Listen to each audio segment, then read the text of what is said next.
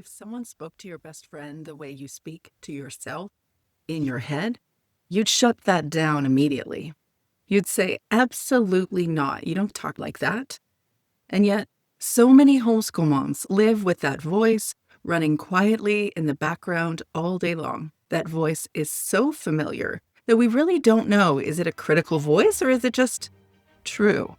If we haven't met, I'm Teresa. I'm a graduated homeschool mom turned certified life coach, and I work with women to lead themselves from the inside out, to live aligned with who they truly are and what truly matters. For years, I was terribly unkind to myself. But here's the thing, I didn't know anything else. It was how I was raised. The inner voice of my parents became the inner voice I heard. It's all I knew. I didn't experience it as cruelty per se, or at least I didn't think of it that way. I experienced it as normal, as maybe guidance, maybe sometimes even as motivation. And then something happened that was genuinely revolutionary for me. I was in a live workshop with Dr. Daniel Amen in Kamloops, British Columbia when I first started homeschooling, and he shared a simple practice. It was so simple, I almost dismissed it. But that practice legit revolutionized how I approached my relationships, first with myself and then with others. For the first time, I realized I could care for myself, for my thoughts even, instead of believing every single one of them. When I first came into coaching, I created a practice. I called it a thought care practice for homeschool moms, or I should say I recreated it based on Dr. Daniel Amen's practice. It is now my gentle accountability partner. It helps me speak truth to myself, the same way that I want to speak truth to my kids, with compassion, with honesty, and with grace. This practice transformed my homeschool days, not immediately, but gradually, and my relationships were transformed, and really my entire life.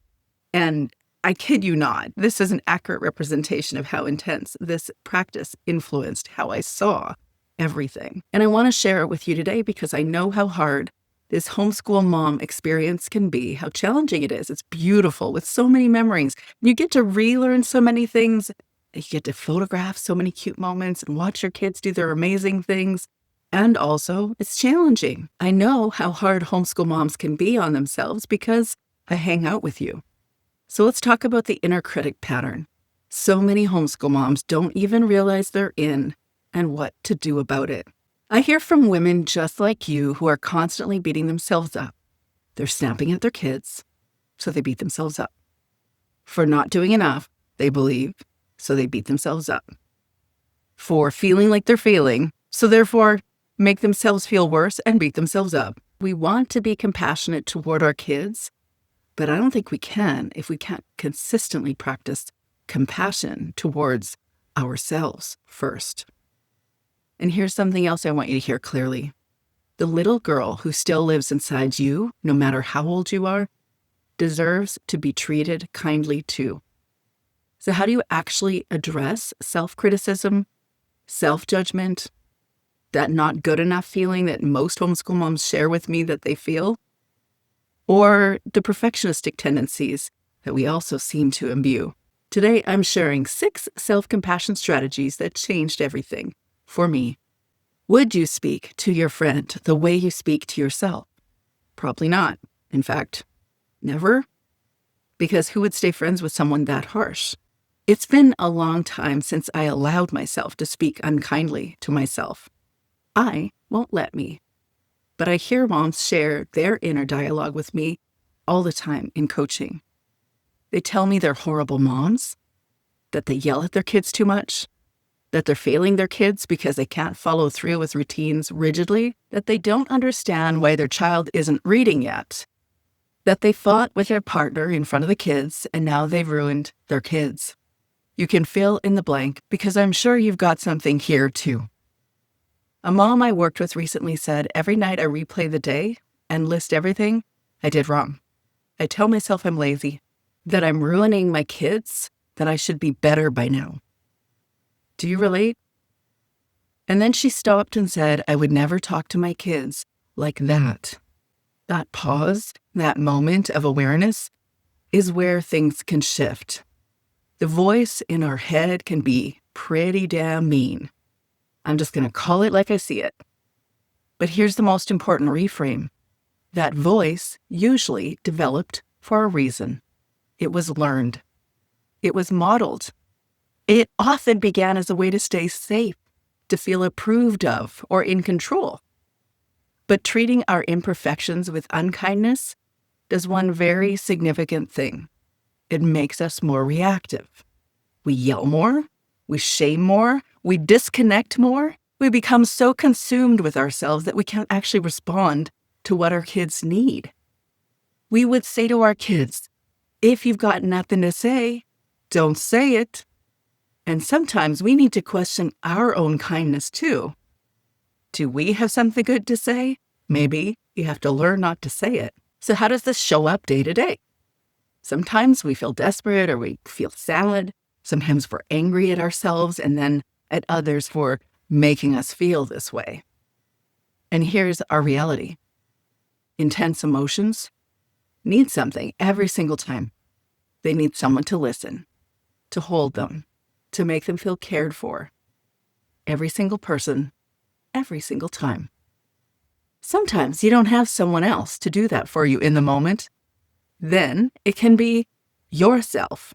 You can do that for yourself. Depending on how practiced your unkind inner voice is, if you think it would have been hard to turn the Titanic around before it hit that iceberg and turn it around before 12 feet out, it might feel that challenging to turn things around in your mind. But I know it can be done because I've done it and I've watched other women do it too. There's 6 self-compassion strategies that I want to share with you in hopes that it will shift the Titanic of your thoughts in a different direction. First, we need to relearn how to speak to ourselves. Self-compassion is that framework in seeing or relating to ourselves differently. It's not positive thinking. It's about actually watching your thoughts and practicing different ones. Like, I'm failing can become, I'm tired and I have to relearn a few things. This is taking care of yourself in action. Thought care in action. We don't shame that thought. We take care of it, no matter what the thought is. The second self-compassion strategy we can incorporate is practicing mindful moments. It is remarkable how easily we ignore how we're feeling or how we're thinking because we're busy, or we get so in our heads that we're not present to the reality of our lives. So we practice mindful moments as a base strategy, which looks something like this. Simply sitting, relaxing your shoulders, hands on your lap, feet on the floor, and inhale for 5 counts. Hold for 5 counts. Exhale for 5 counts. Then ask, how do I feel? What's going on right now? What thought have I told myself? Is it true? What convinced me that it's true? Is there an alternate way to think? That's it. That's your thought care checklist. This approach helps us become self-aware, understand why we tick, know what we value, and recognize what our triggers compel us to feel, think, and do. The third self-compassion strategy is to honor your common humanity. In other words, give yourself grace. You are a human having a human experience. Of course, you have things to learn. Every human does. Just because it feels hard doesn't mean something's wrong. This is normal. It's not always pleasant, but it is normal. Who knew what you were signing up for when you joined the ranks of homeschooling, right? This is your personal growth journey. It's inviting you to learn more about yourself. The fourth strategy is to develop self-kindness affirmations. Affirmations are not about pretending words over ourselves or to ourselves, or pretending that everything's perfect. We just have to say the right words. Affirmations work because repetition builds familiarity, and familiarity builds safety inside of ourselves. Just as I shared in the beginning of the video, and I hear from many moms, they didn't hear affirming words, or they didn't feel seen and heard consistently. They heard other words, and those other words are the ones that play as the soundtrack to our minds, to our souls. Every single day, we say the same things we've always heard. So it turns out the affirmations help us to shift and think about other words. Okay, here are some affirmations that I've used. Changing is never simple, but it's easier if I stop being hard on myself.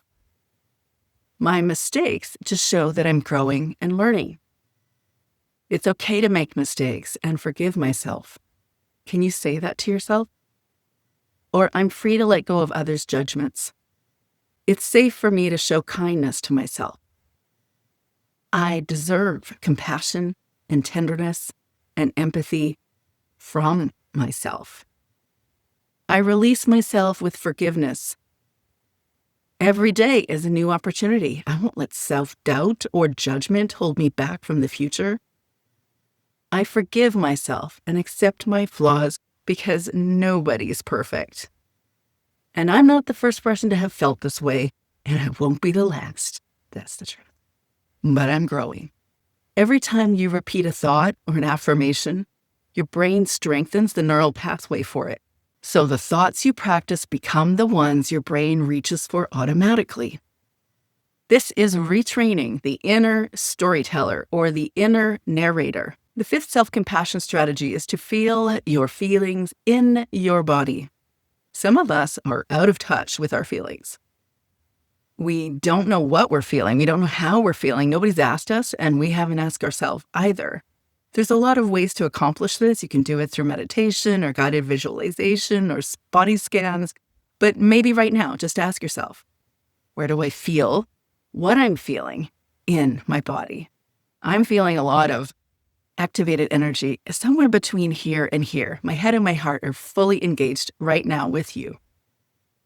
It's wild how pausing and noticing our feelings actually helps to dissipate them. They feel less intense when we notice them, especially in those really big, intense emotions. The initial physiological surge of emotion is brief, but it lingers when we resist it. When we feel emotions, we process them.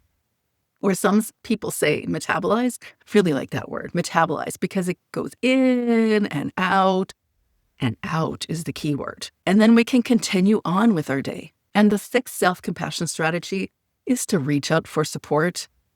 The first time I sought counseling, I thought, there is no way. I can't do this. I don't need this. What's wrong with me? What will people think?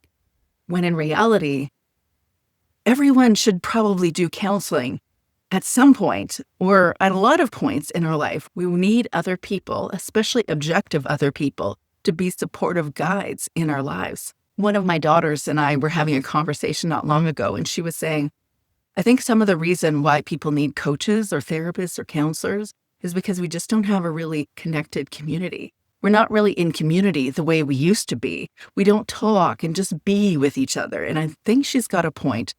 And that's why I think it's important for us to connect in with someone, person to person.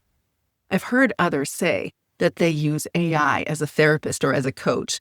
And I don't think there's anything wrong with that. I don't think it's ineffective entirely. It does help your brain understand how to approach a scenario, but it just isn't the same as developing a relationship with another person who genuinely cares for you and you know it, that they're available to you with their heart beating and with their skin on. I am a trauma-informed coach who has done deep self-compassion work myself, and I've walked dozens of women through these practices.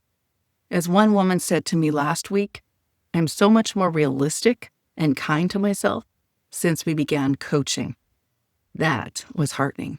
Self-compassion grows faster when you are in safe, connected relationship. I believe that this inner critic pattern that we carry from day to day, from childhood all the way into homeschool motherhood, we often are unconscious about. We don't really know what the patterns are. We aren't really addressing them like they are thoughts outside of what's true. We just accept them as, this is just true. I'm not good enough. I'm a failure. I can't be doing this right. What if, what if, what if?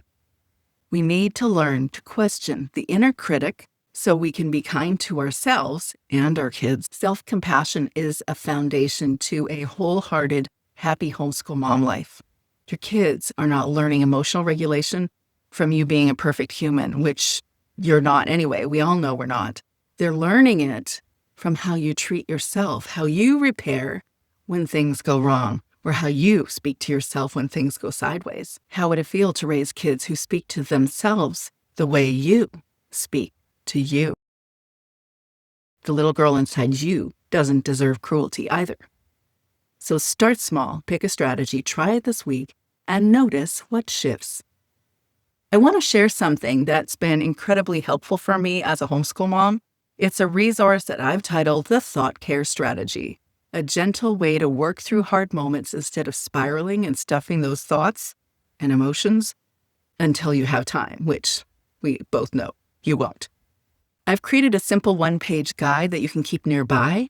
The link is in the description. And if you're ready for deeper support, I've created a coaching course called Lead Yourself Calmly. It's a course designed to help you move from overwhelmed and reactive to clear, calm, and compassionate. Comment below with which strategy resonated most, subscribe if this helped, and share this with a homeschool mom who needs to be kinder to herself too. Until next time, take care of yourself, nurture the nurturer, and keep leading your homeschool life from the inside out. You got this, girlfriend.